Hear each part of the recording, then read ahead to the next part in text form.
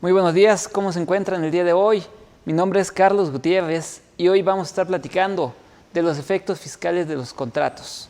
Y pues bueno, es muy importante considerar que en nuestra práctica profesional, en la práctica comercial y en general en nuestra vida diaria, celebramos contratos todos los días, en todo momento y en todo lugar. Muchos dirán, ¿a poco sí, ¿a poco hasta un ama de casa podrá celebrar un contrato? Sí.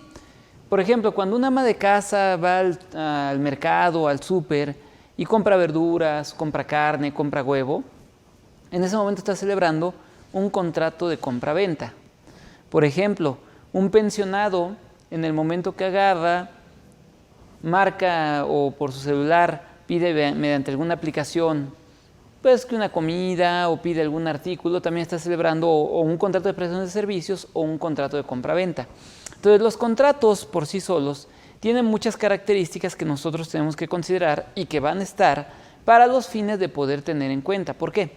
Porque los contratos es una de las situaciones que generan el inicio de todo lo que nos va a traer un efecto, tanto a nivel fiscal como a nivel contable, como inclusive a nivel jurídico. ¿Por qué? A ver, fiscalmente nos dicen las diferentes leyes, llámese ley del impuesto sobre la renta, llámese ley del impuesto al valor agregado, llámese ley del impuesto especial sobre producción y servicios, llámese impuesto sobre impuesto general de importación. Todos estos marcan una situación jurídica o situación de hecho. Y dice, cuando tú te ubicas en la situación jurídica o de hecho, en ese momento tienes la obligación de contribuir. Y entonces cada ley empieza a poner sus supuestos para que esta contribución se lleve a cabo. En este índole exactamente nosotros vamos a encontrar que es donde ustedes van a tener algunas de las situaciones generales que van a estar encontrando. ¿Cuáles? Pues bueno, el punto particular que nosotros vamos a estar encontrando va a ser que para los efectos de poder llevar en este sentido, esta situación jurídica de hecho es lo que en materia contractual, en materia de obligaciones, le llamamos la consecuencia jurídica. Cuando tú celebras un contrato siempre va a tener como tal la creación de una obligación o de un acto jurídico, el cual va a llevar a un negocio jurídico y como resultado va a traernos lo que es una consecuencia jurídica. Entre las consecuencias jurídicas que nosotros detectamos y encontramos para los fines de los contratos está precisamente el efecto impositivo, es decir, la situación de que te puede llegar a volver sujeto de un pago de impuesto o sujeto de un derecho a tomar una deducción, dependiendo obviamente de lo que esto pasa. Pero es solamente parte del origen. Entonces, precisamente, es ahí donde nos vamos a estar ubicando, donde el día de hoy vamos a estar viendo y vamos a tener. Entonces, comenzamos a ver algunos aspectos generales de los contratos. ¿Por qué? Como ustedes saben, el día de hoy forma parte de una de 3 partes de este curso, en la cual hoy vamos a estar hablando específicamente de efectos fiscales de los contratos. El día de mañana se va a estar hablando de los efectos de los contratos mercantiles y el día lunes se va a estar hablando de los efectos de los contratos civiles. Pero mañana y el lunes va a ser desde el punto de vista 100% jurídico para los fines de tener los elementos de cómo redactarlos, de características particulares que tenemos que ver de los clausulados, etc. Hoy vamos a ver estos tipos de contratos, cómo nos afectan a nivel fiscal. Y pues bueno, lo primero que vamos a ver es aspectos generales de nuestros contratos. ¿Qué es un contrato? Pues bueno, un contrato como tal es un acuerdo de voluntades que tiene por objeto crear derechos y obligaciones recíprocos entre las partes. Para ello, el contrato, al tener esta situación, pues se entiende que es una fuente de obligaciones, así marcado por el artículo 1792 del Código Civil Federal. Como lo mencionaba hace rato, lo realizas a diario, toda vez de que como tal, en todo momento se encuentran las obligaciones y sobre todo tienen origen en un principio muy particular, el principio de autonomía de la voluntad. ¿Qué es eso del principio de autonomía de la voluntad? Pues bueno, el principio de autonomía de la voluntad se refiere a que solamente vamos a tener la situación de que puede celebrarse el contrato cuando nosotros queremos hacerlo. Es decir, no me pueden obligar a aceptar o a contratar o a manifestar mi voluntad de lo que no quiero hacer. Entonces, en este sentido es muy importante tomar en consideración varios aspectos que para nosotros es sumamente trascendental. ¿Por qué razón? Porque derivado de estos aspectos encontramos situaciones muy importantes que van a estar alrededor de esto, ya que la voluntad puede expresarse de dos maneras. La voluntad puede expresarse de forma tácita o de forma implícita. Entonces, en este sentido, cuando hablamos de esta situación de la declaración de la voluntad, sí es muy importante que nosotros vayamos viendo que para estos fines se puede llevar a cabo dentro de este procedimiento la situación de que tu voluntad debe de estar claramente manifestada dentro de lo que es un contrato. Pero ahora, no basta nada más con que manifiestes la voluntad. Si bien el principio de autonomía de la voluntad es una de las partes generales e iniciales del contrato, el hecho es de que también esta manifestación de autonomía de la voluntad debe de venir acompañado de dos cosas. Debe de venir acompañado, bueno, mejor dicho, de tres. Debe venir acompañado de la capacidad, de la representación en su caso y del consentimiento. Entonces, para manifestarse estas tres cosas, nosotros vamos a encontrar en esta situación varios aspectos que debemos de cuidar. ¿Por qué? Hablemos un poco de capacidad. Se va a entender por ley que son capaces de contratar a aquellos que no estén impedidos por la ley. Recordemos que en México la capacidad, hablando de personas físicas, se adquiere por la mayoría de edad, pero también la podemos adquirir por lo que se refiere a lo que es el tema de una representación, que es precisamente el otro tema. ¿Por qué? Porque obviamente en este sentido, antes de que me pase al otro tema, pues la capacidad va a ser lo que te va a dar el derecho de poder contraer. Entonces, en este caso, es donde vamos a decir que la capacidad se divide en dos: capacidad de goce y capacidad de ejercicio. Recordemos que la capacidad de goce muchos de nosotros la adquirimos desde el momento mismo en que somos concebidos, mientras la capacidad de ejercicio se adquiere en el momento que legalmente la ley te lo permite, que es, en el caso de los humanos, como ya lo mencioné, a lo que es los 18 años de edad. Ahora, en México, hablando de representación, vamos a encontrar tres tipos de representaciones, que es la representación orgánica, la representación voluntaria y la representación por ministerio de ley. Entonces, es capaz de representar a un tercero aquel que recibe expresamente ese derecho o esa facultad. En este caso, ¿cuándo se entiende que hay una representación orgánica? Se entiende que existe representación orgánica cuando nosotros manifestamos ese derecho de ejercicio bajo el efecto de que fui designado como funcionario de. Ejemplo, cuando tú eres designado presidente del Consejo de Administración de una sociedad mercantil, en ese momento tú obtienes una representación de naturaleza orgánica.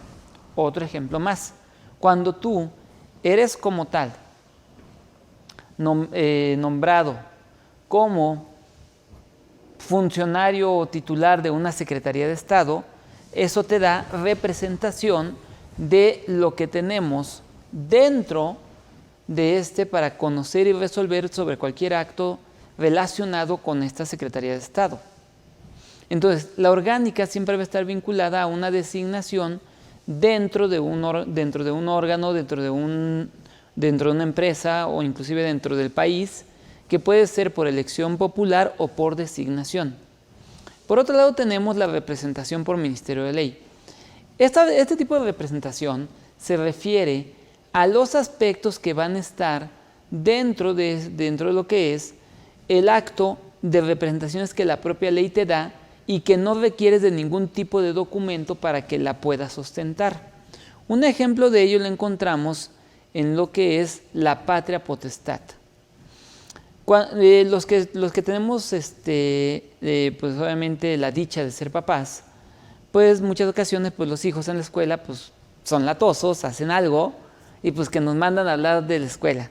A ver, que venga tu papá o que venga tu mamá. Entonces ya llegas a la escuela y pues ¿sabes qué? Pues ya vine, soy el papá de Diego Tadeo. Y la maestra, ah, qué bueno que viene, señor. Pero jamás te dijo, a ver, por favor muéstrame su poder donde Diego Tadeo le dijo que usted lo puede representar. Pues no. ¿Por qué? Porque pues obviamente al ser los papás, al tener un acta de nacimiento donde aparece nuestro nombre, eso nos da una representación por ministerio de ley. Y vamos a tener esta situación. Por ejemplo, otro tipo de representación que tenemos por ministerio de ley es la representación por litisconsorcio. El litisconsorcio también va a ser uno de los ámbitos que tenemos para la representación por ministerio de ley y que nos permite llevar a cabo como tal esta situación para poder tener en este sentido lo que nosotros vamos a aplicar. Entonces, bajo esta premisa, ustedes deben de llevar a cabo en este sentido lo que va a ser esta aplicación. Ahora, y la última, la voluntaria. ¿Cuál es la representación voluntaria? Pues bueno, la representación voluntaria es aquella que es aceptada libremente por un mandatario y que en la práctica la conocemos como los apoderados. También los conocemos como los representantes legales. Pues bueno, esta representación a través de apoderados y representantes legales pues tiene ciertos limitantes, tiene ciertas características que nosotros vamos a encontrar. Mercantilmente, la Ley General de Sociedades Mercantiles nos marca por ahí de lo que es su artículo 98 a 110, pues básicamente que las sociedades se representan por administradores únicos, por gerentes generales o por su consejo de administración. Mientras, en materia civil, vamos a encontrar del artículo 2554, 2558 del Código Civil Federal, que ahí se pone todo lo que se refiere a lo que conocemos como los apoderados. Es decir, ahí encontramos que es un apoderado que tenga facultades para acto de dominio, un apoderado con facultades para acto de administración, un apoderado con facultades para pleitos y cobranzas, un apoderado para actos de representación ante autoridades administrativas, etcétera, etcétera, etcétera.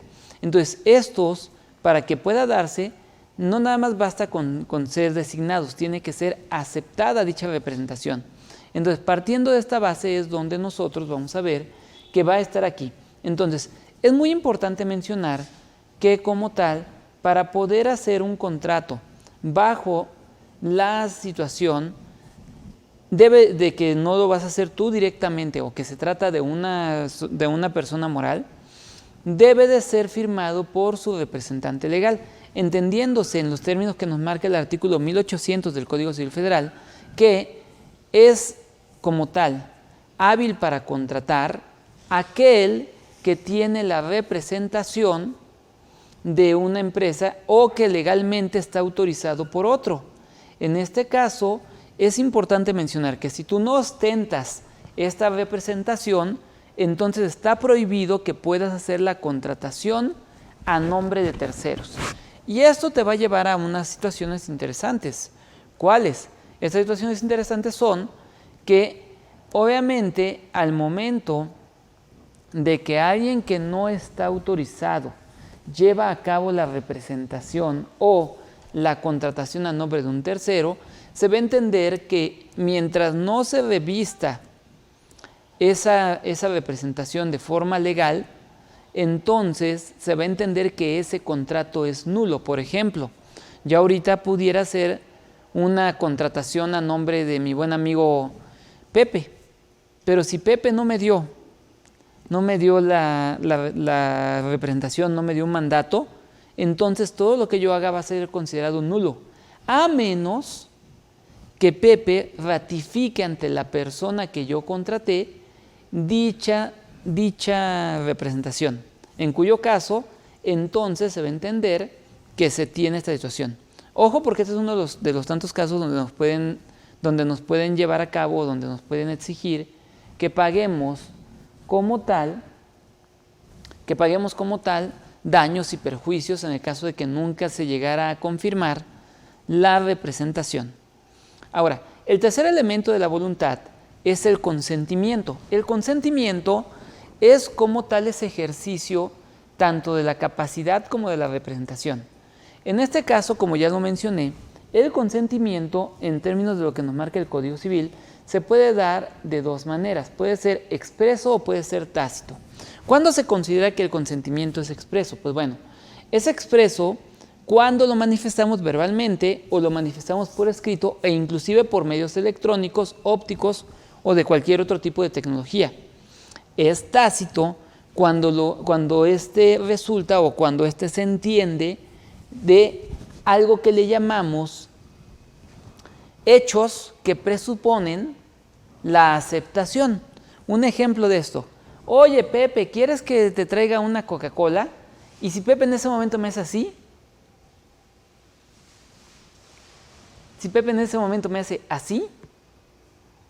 decimos, bueno, pues es un dedito moviéndose, sí, pero ese dedito moviéndose muchos de nosotros lo interpretamos como sí. O si Pepe me hace, significa un sí. También se entiende que hay un consentimiento tácito cuando no me dicen nada, pero yo le traigo su Coca-Cola. Órale, Pepe, ahí está tu Coca-Cola. Y Pepe saca en ese momento un billete de 20 pesos y me lo da. Es decir, me está pagando la Coca-Cola. Entonces, eso es un consentimiento tácito. Entonces, en este sentido, es muy importante mencionar que el consentimiento debe de expresarse en el momento de la celebración del acto jurídico. Si este consentimiento no se expresa en el momento de la celebración del acto jurídico, entonces se puede entender que no fue aceptado y no nació a la vida jurídica el contrato, lo cual básicamente nos da la situación en que nosotros vamos a tener. Ahora, entonces, pero es muy importante que ustedes tomen en consideración que para estos fines tiene que haber siempre, para que se pueda considerar que existe una situación por la que podemos aceptar, debe de haber como tal una oferta. La oferta viene regulada dentro de lo que nos marca el artículo 1808 del Código Civil Federal, donde establece que cuando alguien ofrece, la otra persona debe de aceptar. El plazo para aceptar debe ser dentro de las 24 horas siguientes a aquel en que se dio la oferta. Sin embargo, ¿qué pasa si nosotros en esa oferta pues damos un plazo mayor? Pues bueno, se va a entender que entonces este consentimiento debe de otorgarse dentro de este ámbito en donde nosotros vamos a tener la situación a seguir. Entonces se va a entender que entonces en el momento que tú das la aceptación bajo el ejercicio de una representación, entonces en ese momento se entiende que es el momento en que se forma el contrato. Es decir, en el momento en el que tú aceptas como tal una oferta, es el momento en el que nace a la vida jurídica el contrato. Entonces, partiendo de esta base, nosotros vamos a tener algunos aspectos muy importantes que vamos a llevar. A ver, tengo una preguntita. Me dice Daniel: me gustaría saber su opinión con respecto a los contratos que celebra una empresa con sus clientes y proveedores. Estos forman parte de la contabilidad en base a lo marcado por el artículo 28 del Código Fiscal de la Federación. Sí, fíjate, en este caso, Daniel, precisamente es la parte siguiente. ¿Por qué? Porque efectivamente, recordemos que el artículo 28 nos dice que la contabilidad se integra para fines fiscales y nos dice que con papeles de trabajo, conciliaciones, estados de cuenta, también nos dice que con cualquier documento que pueda demostrar ingresos y deducciones. Entonces, el contrato como tal hace las veces de dar precisamente el nacimiento del acto jurídico, que es exactamente la parte que ahorita estamos estudiando, Daniel.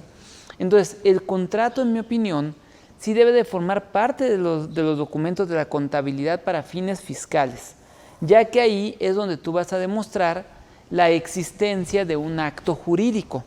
Ahora, déjame vinculártelo, Daniel, también con otra situación importante, con el artículo 5A del Código Fiscal de la Federación.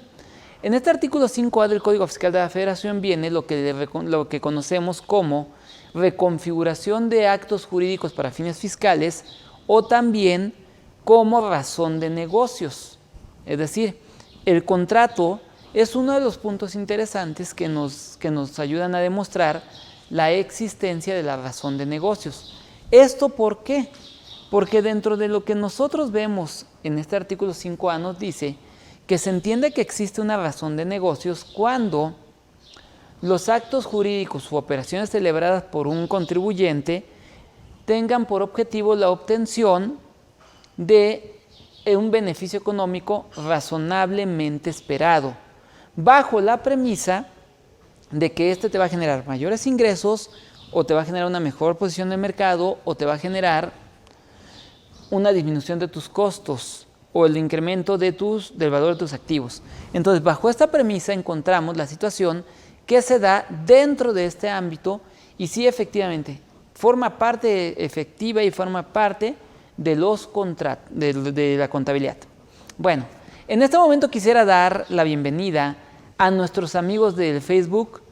El día de hoy estamos hablando de los efectos jurídicos de los contratos, algo que, como lo mencionaba hace unos minutos, forma parte de lo que es la contabilidad del contribuyente y, como me lo preguntaba mi buen amigo Daniel, a través de lo que es el artículo 28 del Código Fiscal de la Federación nos exige la existencia de toda la documentación que demuestre ingresos y que también demuestre deducciones.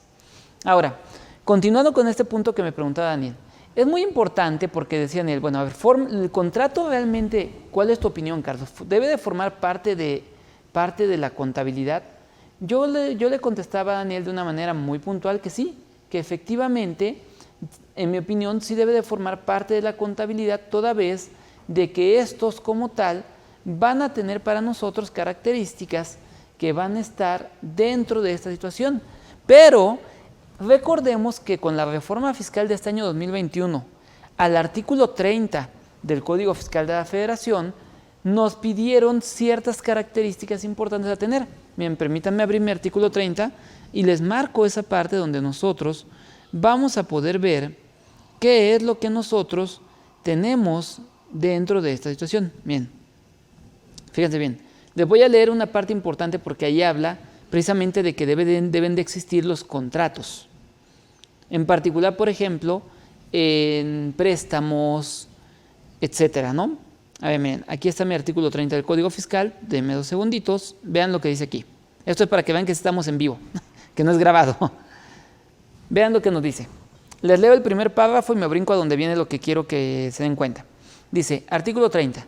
Las personas obligadas a llevar contabilidad deberán conservar la disposición de las autoridades fiscales de conformidad con la fracción tercera del artículo 28 de este código.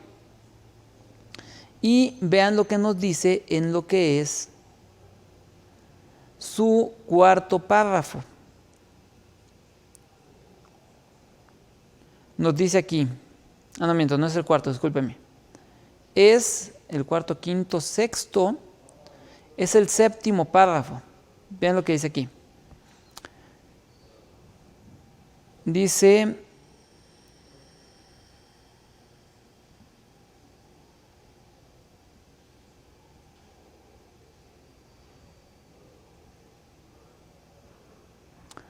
en el caso de que la autoridad fiscal esté ejerciendo facultades de comprobación respecto de ejercicios en los que se disminuyeron pérdidas fiscales de ejercicios anteriores, se distribuyan o paguen dividendos, se reduzca su capital o se reembolsen o envíen remesas de capital en términos de la ley del impuesto sobre la renta o se reciban cantidades por concepto de préstamo otorgado o recibido, independientemente del tipo de contrato utilizado, los contribuyentes deberán proporcionar la documentación que acredite el origen y procedencia de la pérdida fiscal, la documentación comprobatoria del préstamo o la documentación e información que soporte el saldo origen y los movimientos de la cuenta de utilidad fiscal, de la cuenta de capital de aportación o de cualquier otra cuenta fiscal o contable involucrada en los referidos actos, independientemente del ejercicio en el que se haya originado la pérdida, el préstamo u otorgado los movimientos de la cuenta de utilidad fiscal neta, de la cuenta de capital de aportación, o de cualquier otra cuenta fiscal o contable involucrada. Lo anterior aplicará también en el caso de documentación de deudas con acreedores o bien para la recuperación de créditos de deudores.